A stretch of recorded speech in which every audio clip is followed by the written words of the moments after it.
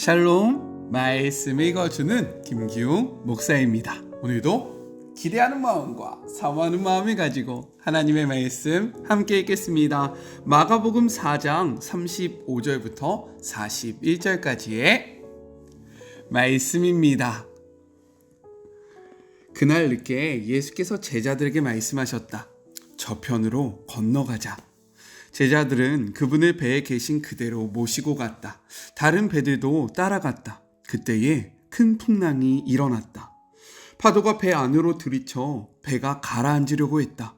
예수께서는 배 뒤쪽에서 베개를 베고 주무시고 계셨다.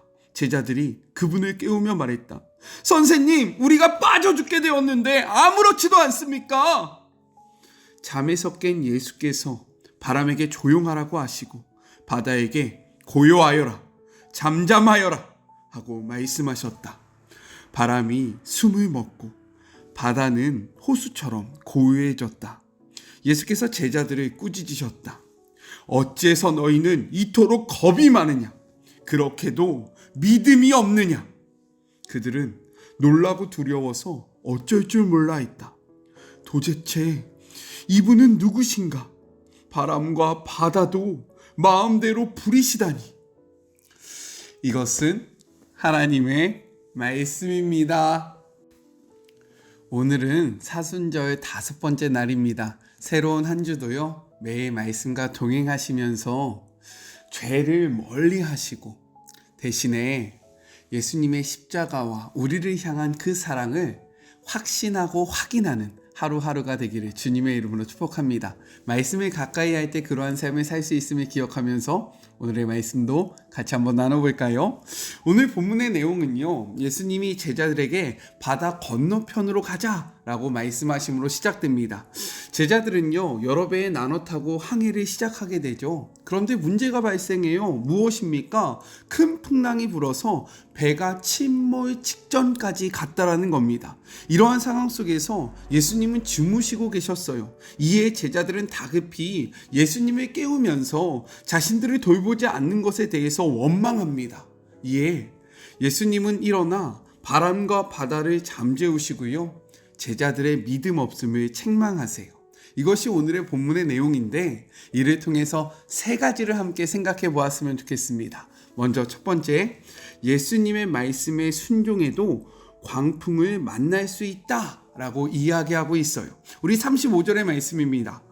그날 저물 때에 제자들에게 이르시되 우리가 건너편으로 건너가자 하시니 라고 이야기합니다.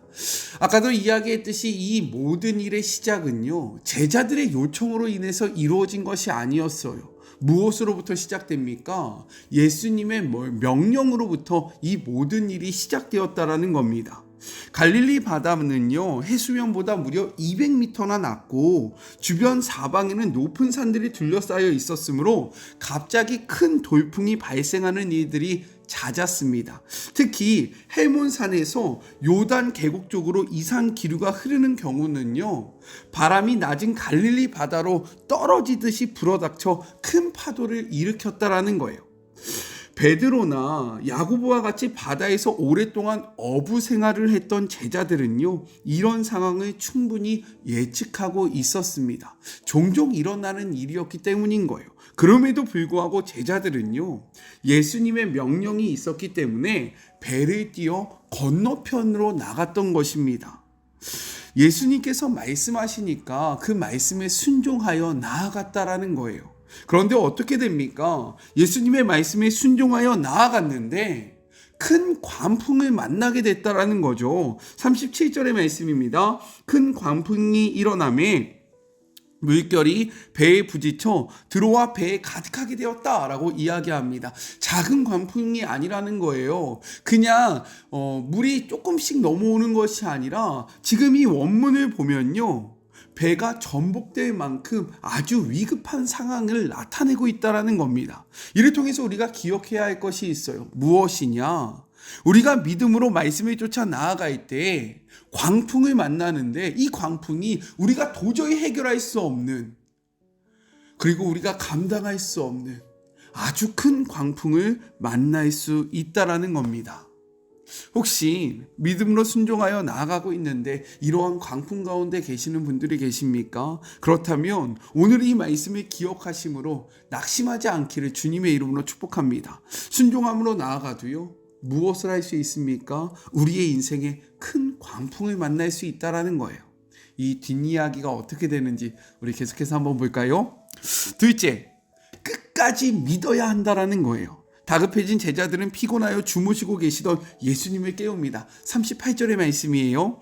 예수께서는 고물에서 베개를 베고 주무시더니 제자들이 깨우며 이르되 선생님이여 우리가 죽게 된 것을 돌보지 아니하시나이까 하니 라고 기록되어 있어요. 이는요 원망 섞인 탄식입니다. 예수님의 말씀에 순종하여 나왔는데 왜 우리에게 이러한 일이 벌어졌고 우리에게 이러한 일이 벌어졌는데 왜 예수님은 아무런 일도 하지 않고 주무시고 계시냐라는 원망의 탄식이라는 거예요.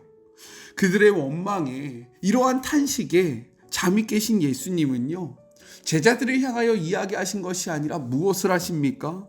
바람을 먼저 꾸짖으십니다. 그리고 바다에게 잠잠하라 라고 명령하세요. 그가 명령을 하자 어떻게 됩니까? 바람이 멈추고요. 그 광풍이 일던 바다가요 마치 호수처럼 잠잠해졌다라는 거예요. 그 후에 예수님은요 자신을 향하여 탄식했던 그리고 원망했던 제자들을 꾸짖으시면서 이야기하십니다. 40절의 말씀이에요. 이에 제자들에게 이르시되 어찌하여 이렇게 무서워하느냐 너희가 어찌 믿음이 없느냐 하시니 라고 기록되어 있습니다. 제자들이 왜 바다에 나왔습니까? 예수님의 말씀에 순종했기 때문인 거예요. 그렇다면 제자들은 왜 예수님의 말씀에 순종하였을까요? 바로 예수님이 귀신을 쫓으시고 병든 자들을 고치시며 천국 복음을 선포하시는 모습을 직접 경험하고 바라봤기 때문에 그분의 말씀에 순종하여 자신의 경험을 내려놓고 따라갈 수 있었다라는 겁니다. 그런데 그들은 지금 왜 무서워하고 있습니까? 바로 감당할 수 없는 큰 광풍 속에서 예수님을 향한 믿음이 사라졌기 때문인 거예요. 예수님을 향한 믿음이 사라지자 그들에게는 감당할 수 없는 두려움이 몰려왔다라는 겁니다. 이에 예수님은요 말씀하시는 거예요. 왜 나를 끝까지 믿지 못하냐? 이렇듯 믿음이 사라지면요 두려움이 찾아옵니다. 그리고 두려움이 찾아오면요 의심하게 되어 있다라는 거예요.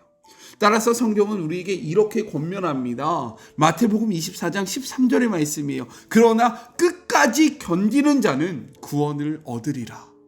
어떤 자가 구원을 얻는다라고 이야기합니까? 끝까지 견디는 자, 끝까지 믿는 자, 하나님의 말씀을 끝까지 신뢰하는 자, 상황이 어떠하든지 상관없이 상황에 굴복하는 것이 아니라 이 상황 속에서 나의 믿음을 지키는 자가 구원을 얻는다라고 이야기합니다. 믿음의 여정을 걸어가다 보면요 예기치 못한 큰 광풍을 만날 때가 있다라는 거예요.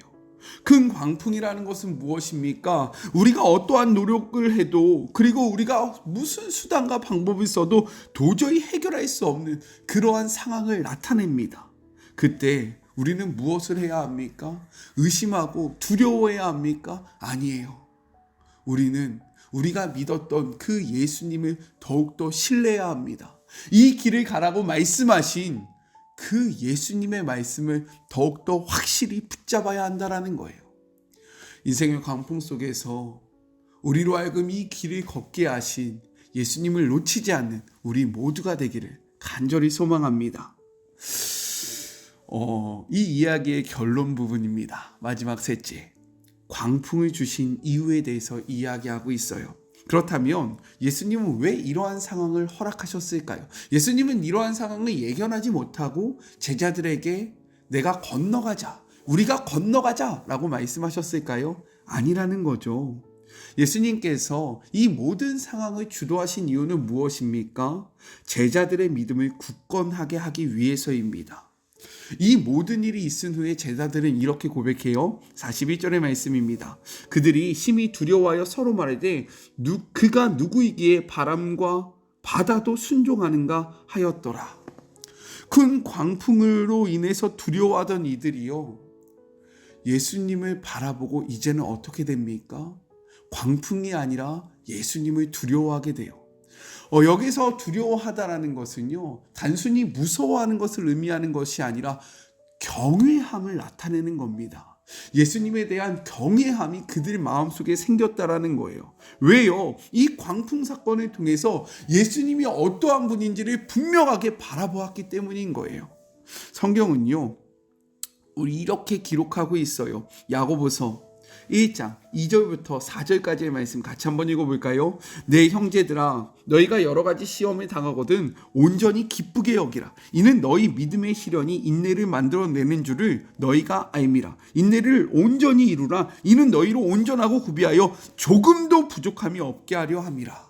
이렇듯 믿음의 시련이요, 우리를 온전하게 한다라는 겁니다. 제자들은요, 큰 광풍으로 말미암아 예수님에 대한 이해가 온전해졌어요. 이렇듯 우리의 인생의 광풍은요, 우리의 믿음을 온전하게 한다라는 겁니다. 그렇기에 인생의 광풍 속에 계신 분들이 계십니까? 이 말씀이 위로가 되고요, 소망이 되었으면 좋겠어요. 이를 통해서 우리의 삶을 주관하고 계시고 여전히 우리와 함께하고 계시며 우리가 믿고 따르는 그 예수님이 누구인지를 분명히 알아가는 시간이 되기를 주님의 이름으로 축복합니다. 마지막으로 이 말씀만 읽고 오늘의 말씀을 맞춰볼까요? 시편 119편 71절의 말씀입니다. 고난당한 것이 내게 유익이라. 이로 말미암아 내가 주의 율례들을 배우게 되었나이다. 우리 같이 기도할까요?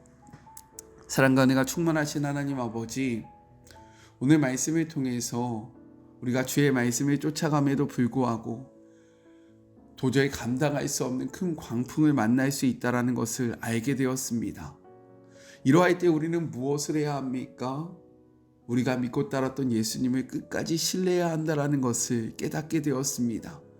내가 왜 이 길을 걷고 있는지, 내가 무엇 때문에 지금 이곳에 있는지를 생각하며 내가 이 길을 걸었던, 그리고 이 길을 걷게 했던 그 예수 그리스도를 향한 믿음이 흔들리지 않는 우리 모두가 되게 하여 주시옵소서. 주님이 우리로 하여금 이러한 시련을 당하게 하는 이유는 무엇입니까? 연약한 우리의 믿음을 굳건하게 하기 위해서입니다. 이 시간을 통하여 예수님이 누구이신고 내가 어떠한 여정을 걷고 있고 내가 진정으로 신뢰하며 믿어야 하는 분이 누구인지를 바르게 분별할 수 있기 때문인 겁니다. 주님, 감당할 수 없는 큰 광풍 속에 있는 주의 모든 자녀들에게 위로가 되어 주시옵소서. 이 일을 통하여 그들의 믿음이 더욱더 굳건해질 수 있도록 도와여 주시옵시고, 이 일 끝에 주는 그리스도시요 살아계신 하나님의 아들이라는 이러한 믿음의 고백이 우리의 삶 속에서 고백되게 하여 주시옵소서. 사순절의 시간을 보내고 있습니다.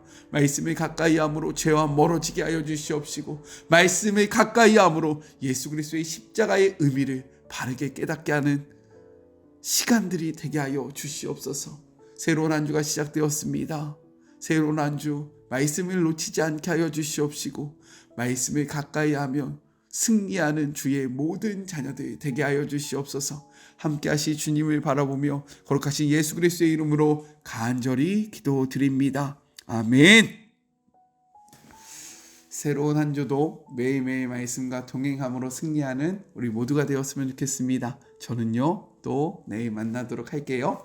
사랑하고 주님의 이름으로 축복하면서 오늘 하루도 힘내세요. 우리 내일 만나요. 안녕. 오늘도 수고하셨습니다.